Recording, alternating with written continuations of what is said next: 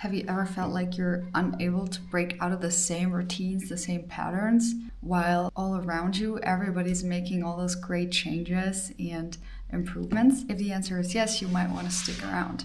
When I was writing my fantasy novel, I learned that each story beat is basically a conversation between the external event that happens and the character's internal world and how they respond to the external events. So, what does this have to do with the question of why sometimes we feel like we're stuck in that same loop? Well, life is also a conversation between your internal world and how you choose to respond to external events. So, what is the main character's secret in a book or a movie that allows them to go out on that amazing journey and adventure? And how can we apply this to our own lives so that we too can experience growth and invite more positive change into our lives? And the answer lies in how we respond to external events happening. So it's not about creating crazy, inciting incidents or having something happen that's huge that kind of forces you to move out from your home or something like this. It's much more simple. It's basically about reacting versus acting first to get out of your comfort zone and maybe even trying something that you've never tried before. And what makes a character grow on their journey and have this positive, beautiful character arc by the end of their journey is that some point along the road, they choose to stop reacting based on their fear and unsupported beliefs and rather start acting out of purpose and out of their heart's desires, driven by their dreams and goals that they have. So how do they do this and how can we too? I found that if, like in movies or books, life is a conversation between your internal world versus the external events that happen, whether or not we can control them,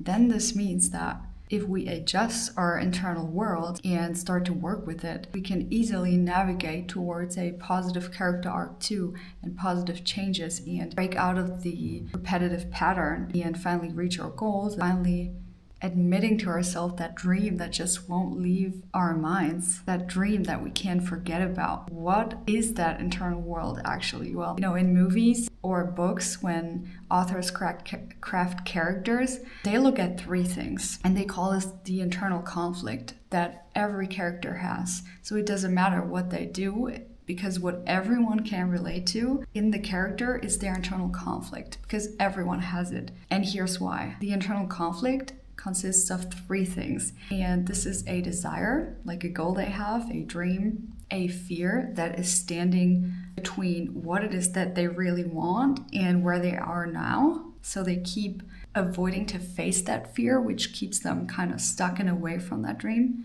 And then last but not least, there are unsupportive belief or so-called misbelief. And this is a false truth that they started to believe about themselves or about the world. Something like, I'm not good enough, or I'm not smart enough to go study, or I will never make it to achieve XYZ, stuff like that.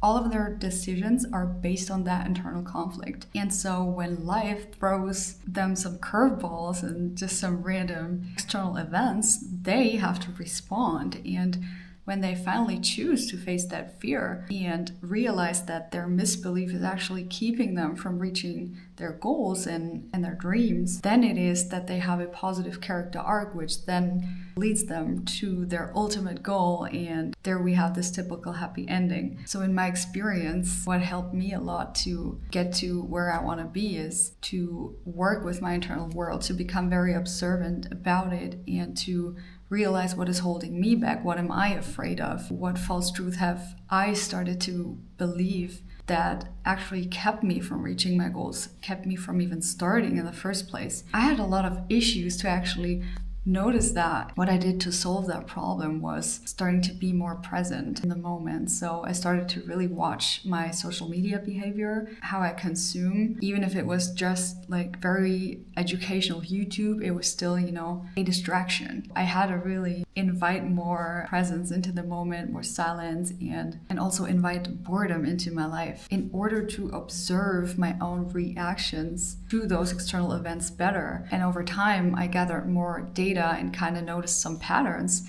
that then I could respond to instead of just reacting. I started acting. And so the unsupportive beliefs that came up or patterns that would keep me from my goals and were actually built on avoidance of fear or even discomfort, I could then change by being present enough to notice them. As a recap, I think it's really important to observe yourself, how you react, so that you can change it into acting and actually get to know yourself better. Like, do invite some boredom into your life. You don't have to always have something on. Like for me, I always listen to music or a podcast or some YouTube video, and that really kept me from reaching my goals and creating more and being more present in the moment and being there for the people I loved. I hope now we can all go on that amazing journey and break through this repetitive plot of our own lives and start that amazing journey.